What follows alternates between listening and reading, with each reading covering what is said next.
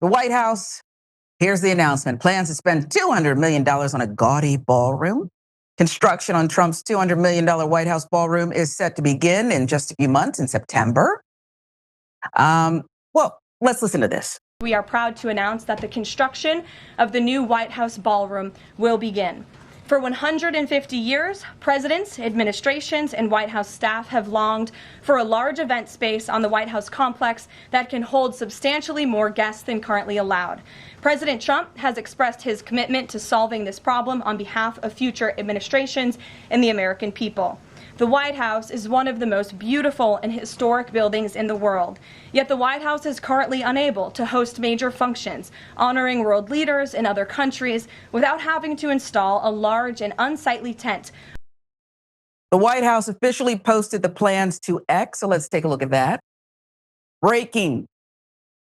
It's breaking news, folks. We're getting an expansion beginning in September. Construction begins on a brand new 90,000 square foot ballroom that will be enjoyed for generations to come. Construction begins next month, as we said, on this $200 million project. White House shared renderings of the layout featuring gold, of course, and crystal chandeliers, gilded Corinthian columns, coffered ceiling, gold inlays, gold floor lamps, checkered marble floor, 3 walls of arched windows. Just look at it. The renderings of the planned ballroom appear to closely resemble the Louis XIV style main event room at Mar-a-Lago. Maybe he's not leaving. Did you consider that maybe he's actually not leaving? Now I am actually concerned. I always said I was going to do something about the ballroom because they should have one, Trump told reporters on Thursday.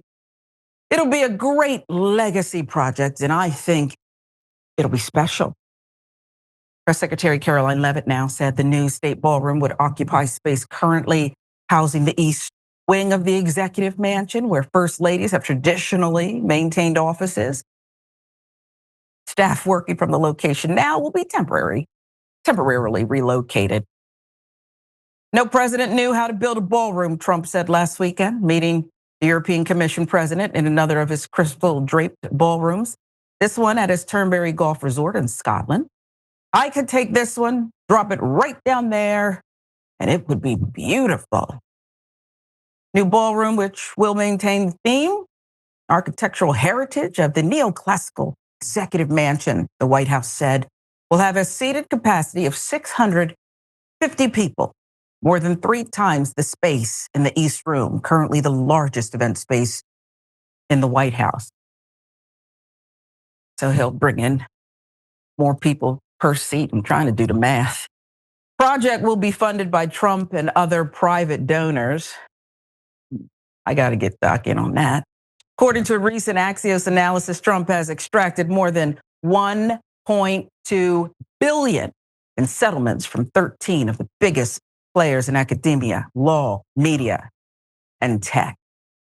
I finalized a potential $500 million deal with Harvard.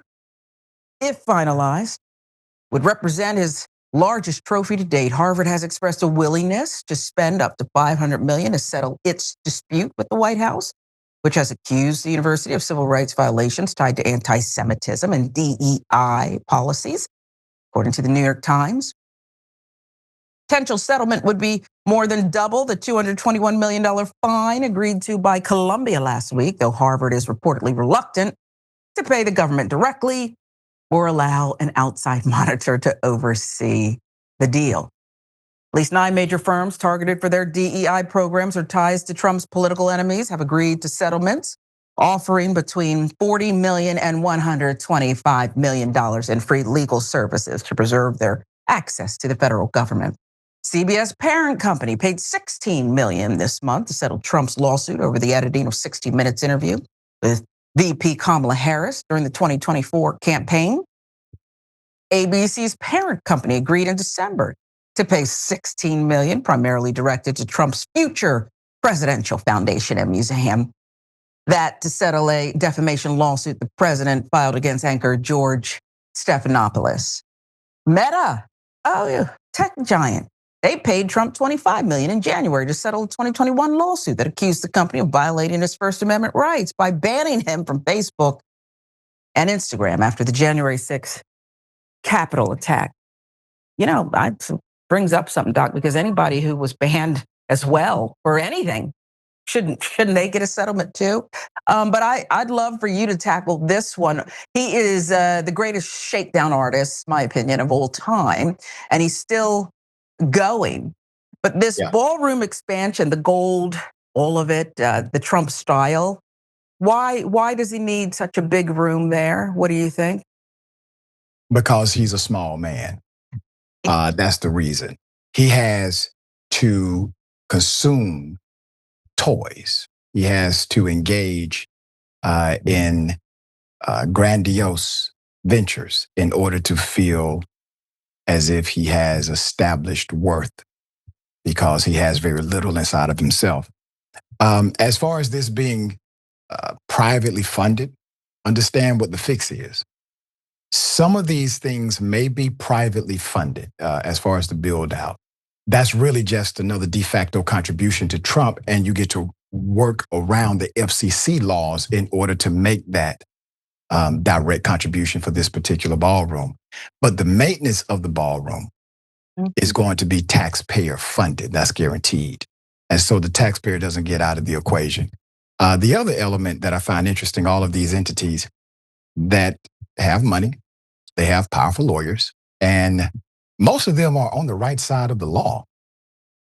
They're continuing to buckle, right?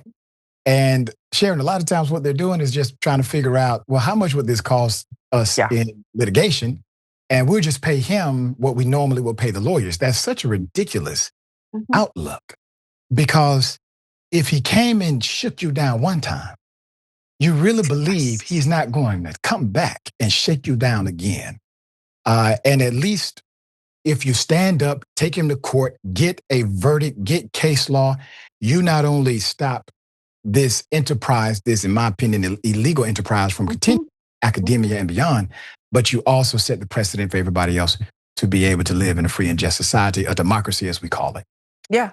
Mafiosa. That's exactly what's going on. We don't negotiate with terrorists. Why? Because then they say, well, they'll just be back for more. They'll take more people and shake you down for whatever they want. That's exactly what he's doing here, Doc, going on and on and on with it. And I think you're right. And they think they can wait him out, you see. He's not going to be in the White House forever, but the systems will remain. He's destroyed so much. That's the right. systems will remain. Yep. He's creating precedent.